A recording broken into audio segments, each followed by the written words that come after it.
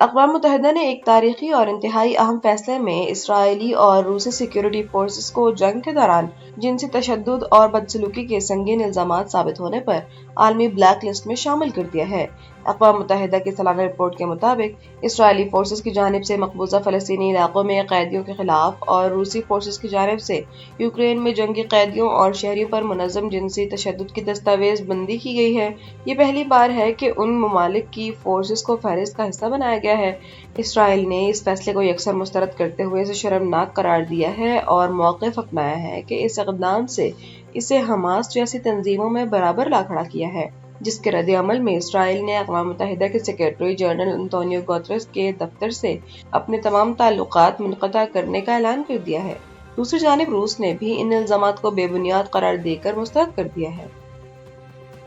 محکمہ ریلوے نے ناگزیر وجوہات کی بنا پر کوئٹہ سے ٹرین سروس کو آج بھی معطل رکھنے کا فیصلہ کیا ہے، جس کے باعث بلوچستان کا ملک کے دیگر حصوں سے ٹرین رابطہ مسلسل تیسرے روز بھی منقطع ہے۔ ریلوے حکام کے مطابق پشاور جانے والی جعفر ایکسپریس آج کوئٹہ سے روانہ نہیں ہوگی، جبکہ پشاور سے کوئٹہ آنے والی جعفر ایکسپریس کو سیکیورٹی اور انتظامی وجوہات کے باعث جیکب آباد اسٹیشن سے ہی واپس بھیج دیا جائے گا۔ حکام نے مزید بتایا ہے کہ کراچی کے لیے چلنے والی بولان میل اور چمن پیسنجر ٹرین سروس پہلے ہی مکمل طور پر معطل ہے، جس کی وجہ سے عید کے مسافروں اور عام شہریوں کو شدید مشکلات کا سامنا ہے۔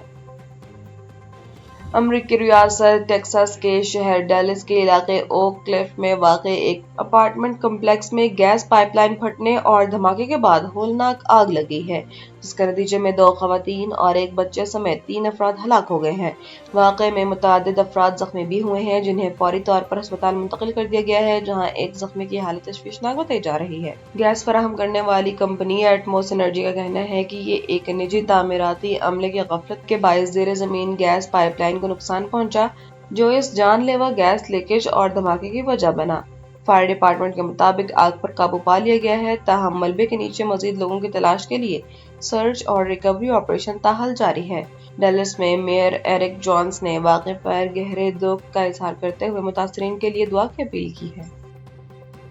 امریکہ اور ایران کے درمیان جاری سفارتی کوششوں میں ایک اور بڑی پیش رفت سامنے آئی ہے، جہاں امریکی صدر ڈونلڈ ٹرمپ نے ایران کے ساتھ ممکنہ امن معاہدے کا مسودہ اسرائیل سمیت اپنے تمام اتحادی ممالک کو رائے کے لیے بھیج دیا ہے۔ برطانوی اخبار کی رپورٹ کے مطابق اس اہم مفاہمتی یادداشت کے تحت امریکہ ایران کی بحری و اقتصادی ناکہ بندی ختم کرے گا، جس کے بدلے ایران ایک ماہ کے اندر اسٹریٹجک اہمیت کے حامل ابنائے ہرمز کو تجارتی جہازوں کے لیے جنگ سے پہلے کی سطح پر بحال کر دے گا۔ معاہدے کی ایک اہم شق کے تحت ایران کو دنیا بھر میں منجمد کیے گئے اس کے $12 ارب کے اثاثوں تک دوبارہ رسائی بھی دی جائے گی۔ دوسری جانب چین نے اس سفارتی عمل کا خیر مقدم کرتے ہوئے یہ تجویز بھی پیش کی ہے کہ خطے میں پائیدار امن کے لیے اس معاہدے کی حتمی توثیق اقوام متحدہ کی سلامتی کونسل سے کرائی جائے۔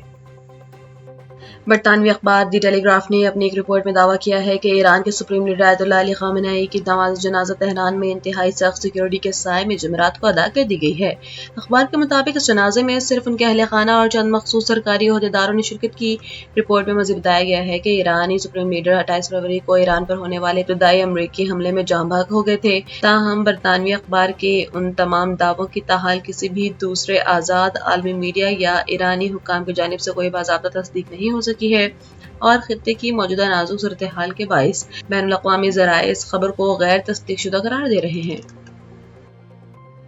مشرق وسطی میں جاری شدید کشیدگی کے دوران ایران میں ابنائے ہرمز میں موجود امریکی جنگی جہازوں پر بیلسٹک میزائلوں سے بڑا حملہ کر دیا ہے۔ برطانوی خبر رساں ایجنسی کے مطابق فارس کے حوالے سے دعویٰ کیا گیا ہے کہ ایرانی مسلح افواج نے یہ کارروائی ملک کے جنوبی علاقے سے کی، جہاں سے امریکی بحری بیڑے کو نشانہ بناتے ہوئے متعدد بیلسٹک میزائل فائر کیے گئے۔ رپورٹ کے مطابق ایرانی حکام کا کہنا ہے کہ یہ حملے انتہائی کامیابی کے ساتھ اپنے پہلے سے طے شدہ اہداف پر کیے گئے ہیں۔ اس اچانک اور ہائی پروفائل حملے کے بعد خطے میں پاک امریکہ اور ایران کشیدگی کے ایک نئے اور انتہائی خطرناک مرحلے میں داخل ہو گئی ہے، اور امریکی رد عمل کے خوف سے خلیج فارس میں ہائی الرٹ جاری کر دیا گیا ہے۔